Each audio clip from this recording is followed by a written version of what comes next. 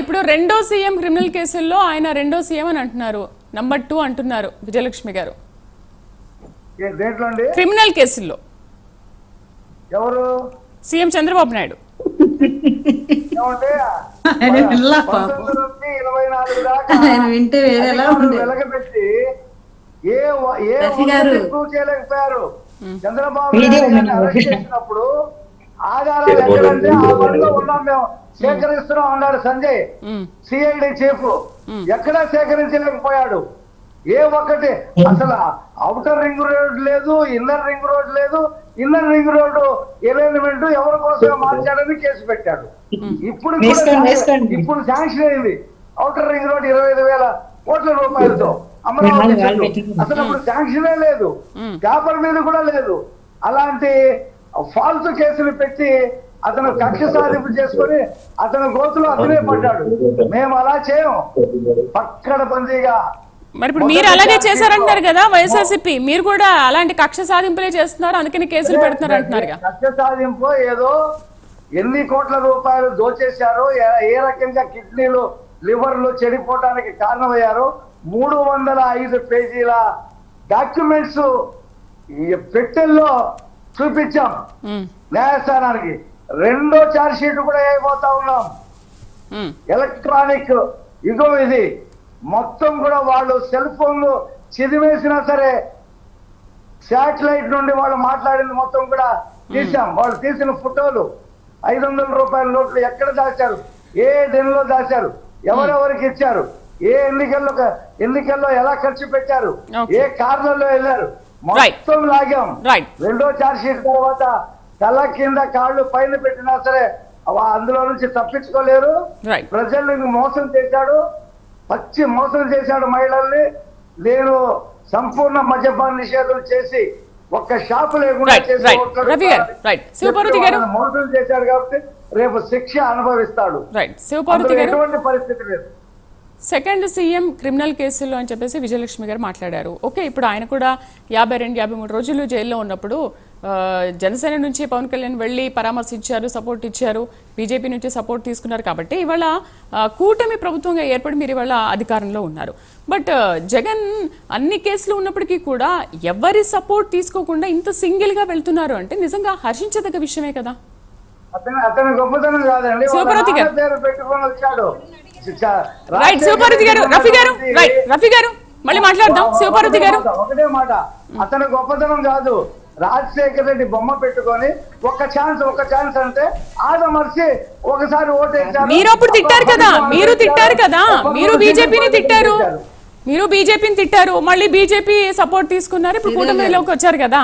చెప్పండి శ్రీదేవి గారు. ఇప్పుడు జగన్మోహన్ రెడ్డికి సపోర్ట్ చేసేవాళ్ళు ఎవరన్నా ఉంటే కదా ఆయన సపోర్ట్ తీసుకోవడానికైనా ముందు ఆయన్ని అందరూ అసహించుకుంటారు, యావగించుకుంటారు. ఫస్ట్ ఆయన విధి విధానాలు ఎవరికి నచ్చవు. ఇప్పుడు పవన్ కళ్యాణ్ గారు సిబిఎన్ గారిని అరెస్ట్ చేసినప్పుడు ఎందుకు సపోర్ట్ చేశారు? అది ఫాల్స్ కేసు కాబట్టి వాళ్ళు 52 రోజులు రిమాండ్ లో ఉంచినా కూడా ఒక ఆధారం కూడా చూపించలేకపోయారు కదా. అది ఫాల్స్ కేసు అని అందరికి అర్థమైపోయింది. ఎందుకంటే కేవలం నేను అధికారంలో ఉన్నాను కాబట్టి ఏదో రకంగా లోపలేసేయాలి అని ఆయన ఒక ఆత్మ సంతృప్తి కోసం అది అరెస్ట్ చేశారనేది అర్థమైపోతుంది అక్కడ క్లియర్ గా. ఎందుకంటే ఏ ప్రతిపక్ష నాయకుడు ఎవరు వెళ్ళినా, ఇప్పుడు మేము జనవాణి కార్యక్రమం పెట్టుకోవడానికి విశాఖపట్నం వెళ్తే హోటల్లో నిర్బంధించి పవన్ కళ్యాణ్ గారిని ర్యాలీకి చేయడానికి వీల్లేదని, బయటికి రావడానికి వీల్లేదని, ఇప్పడం ప్రజలను పలకరించడానికి వెళ్తానంటే పార్టీ ఆఫీస్ నుంచి 100ల కొద్ది పోలీసులు మోహరించి ఈ రకమైన అధికార దుర్వినియోగం దేశంలో ఎవరు చేయలే.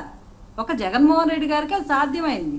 ఎందుకంటే ఈ ప్రతిపక్షాలలో ఎవరు చిన్న నాయకులు, చిన్న మాలాంటి నాయకుల ఇళ్ళ దగ్గర కూడా పోలీసులు వచ్చేవాళ్ళు. పొద్దున్నే మేమేమన్నా ఒక పార్టీ కార్యక్రమం అనౌన్స్ చేసుకోవడం ఆలస్యం, ఒక ట్విట్టర్లో కానీ సోషల్ మీడియా హ్యాండిల్స్ లో పలానా రేపు ఈ ప్రోగ్రామ్ ఉంది అని అనౌన్స్ చేయగానే వెంటనే అందరి ఇళ్ళ దగ్గరికి పోలీసులు వచ్చేవాళ్ళు. పోలీసులు చేసింది 5 ఏళ్ళు ఇదే పని. ప్రజలకు సర్వీస్ చేయలే వాళ్ళు.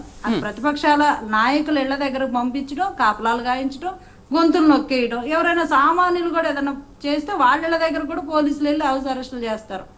ఈ రకంగా ఎవరైనా పనిచేశారా? ఈ రకమైన పాలన, ఈ రకమైన విధ్వంసం ఎవరైనా చేశారు? ఎందుకు జగన్మోహన్ రెడ్డి సపోర్ట్ చేస్తారు? ఎవరు కనీసం మేధావులు కూడా ఏమైనా రిటైర్డ్ ఐఏఎస్లు కానీ ఐఏఎస్ ఆఫీసర్స్ని కానీ ఏ రకంగా ఒక పోలీసు వ్యవస్థను కానీ ఐపీఎస్లను కానీ ఏ రకంగా ఆయన అధికారుల్ని ఎట్లా ఆడించారు? అసలు వాళ్ళకి అనేది ఒక విలువ లేకుండా ఒక గౌరవం. ఈ రోజు ఎంతమంది కేసులతో అల్లాడుతున్నారు. గతంలో కూడా శ్రీలక్ష్మి లాంటి గారు అధికారులు ఎంత ఇబ్బందులు పడ్డారు వీళ్ళ ఒత్తిడికి, రాజకీయ ఒత్తిడికి. అధికారుల మీద ఎంత ఒత్తిడి తీసుకొస్తారు ప్రతి అధికారి చూశాడు. ప్రతి ఉద్యోగి ఎందుకు సపోర్ట్ చేస్తారని జగన్మోహన్ రెడ్డి గారిని ఎవరు కోరుకోరు మళ్ళీ రావాలని. వాళ్ళు ఏదో కలలు కంటున్నారు, ప్రజలు వస్తారు బ్రహ్మరాజు. ప్రజలకే విరక్తి వచ్చేసింది, ప్రజలకే విరక్తి వచ్చేసి ఓడిచ్చారు. ఇంకా ఇప్పటికైనా ఏమైనా మార్పు వచ్చిందా అంటే ఏమీ లేదు మార్పు. మామిడికాయలు దొక్కిస్తారు, జనాలను దొక్కిస్తారు. వెళ్ళి ఏం చేస్తున్నాడు? అసెంబ్లీకి వెళ్ళి మాట్లాడటం చేయదు కదా. గతంలో పోనీ ఆయన నిజంగా ఏదైనా చేసి ఉంటే అసలు ఎందుకు అసెంబ్లీకి పారిపోతున్నాడండి? ఏమీ లేదు ఆయన చేసింది. ఎందుకంటే అసెంబ్లీకి వెళ్తే మేమేం చేసాం మీరేం చేసాం పెట్టేస్తారు లెక్కలు. నేను ఆ చేతగానే అసమాధానం పోతాడు గట్టి ఆయన వెళ్ళట్లేదు. ఎందుకు వెళ్ళాడు? వెళ్ళాడంటే అన్ని చెప్పేస్తారు. నువ్వేం చేసావు మేమేం చేసావు చెబుతారు, మేమేం చేయబోతున్నాం చెబుతారు. అప్పుడు క్లియర్ గా 5 ఏళ్ళు ఏం చేశారు ప్రజలకి తెలిసిపోద్ది కదా, రికార్డెడ్ గా ఉండిపోద్ది కదా తరతరాలకి అసెంబ్లీలో జరిగిన చర్చ. అందుకే ఆయన వెళ్ళట్లేదు.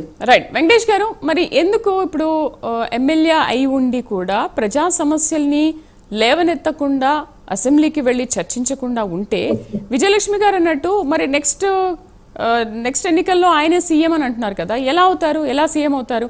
ప్రజల్లో నిజంగా ఆయనకు ఆదరణ తగ్గిందా లేకపోతే ఇంకా పెరిగిందా? సానుభూతి ఏమైనా వచ్చిందా?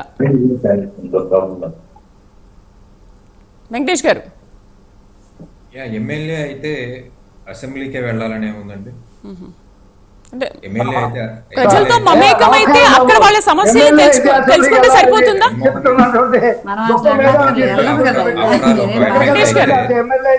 అసెంబ్లీకి వెళ్ళకుండా అసెంబ్లీకే వెళ్ళి ప్రజా సమస్యల మీద పోరాడాలి అని చెప్పేసి అని ఏముంది?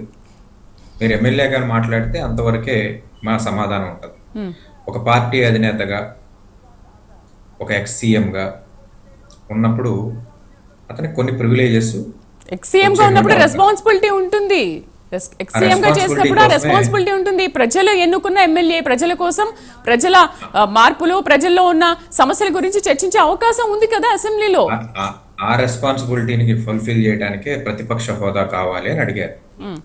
ప్రతిపక్ష హోదా ఇస్తే మరి ప్రభుత్వానికి వచ్చే లాస్ ఏంటో అర్థం కావట్లేదు. ప్రతిపక్ష హోదా ఇస్తే నేను అసెంబ్లీకి వస్తాను అని చెప్పేసి అన్నారు. ప్రతిపక్ష హోదా ఇవ్వట్లేదు కాబట్టి రావట్లేదు అని చెప్పేసి మీకు భయం. జగన్మోహన్ రెడ్డి ఎక్కడ అసెంబ్లీకి వస్తాడని మీకు భయం. మీరు జగన్మోహన్ రెడ్డి అసెంబ్లీకి రావాలి, అతను ప్రతిపక్ష హోదా ఇచ్చి చూడండి మీ సంగతి ఎట్లా తెలుస్తాడు. ప్రతిపక్ష హోదా కావాలని అతనికి ఇవ్వచ్చు కదా. అసెంబ్లీకి రాని జగన్మోహన్ రెడ్డి ప్రతిపక్ష హోదా కావాలి ప్రతిపక్ష హోదా ఇస్తే మీ బాటలో ఉపదేస్తాడని చెప్పి అందుకనే ఆయనకు ఒక మీడియా ఛానల్ ఉంది. అందులో కూర్చుని మీరు అసెంబ్లీలో ఏదైతే చర్చిస్తున్నారో ఆయన బయటకు 3 గంటలు 4 గంటలు ప్రెస్ మీట్ పెడుతున్నాడు. మీకు వచ్చే వివర్షిప్ ఏంటో ఆయనకు వచ్చే వివర్షిప్ ఏంటో తెలుస్తుంది. జగన్మోహన్ రెడ్డి జనాల్లోకి వస్తే జనాలు కంట్రోల్ చేయలేక చచ్చిపోతున్నటువంటి పరిస్థితి. కాబట్టి జగన్మోహన్ రెడ్డికి క్రేజ్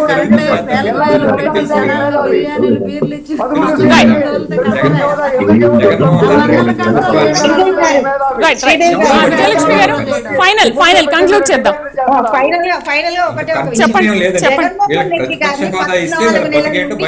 అసెంబ్లీలో కాబట్టి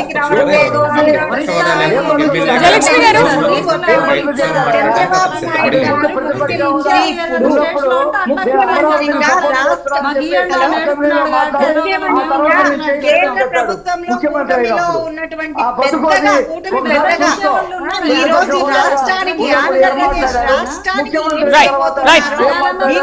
వచ్చి ప్రతి ఒక్కరికి చెప్పమని చెప్పండి. మేమందరం చాలా హర్షిస్తాం. లేని వాళ్ళకి 10% కూడా లేని వాళ్ళకి ప్రతిపక్ష రైట్. సో చూద్దామండి నెక్స్ట్ ఏం జరగబోతుందో. ఇవాళ డిబేట్లో పార్టిసిపేట్ చేసిన శివపార్వతి గారికి, జింకా విజయలక్ష్మి గారికి, సయ్యద్ రఫీ గారికి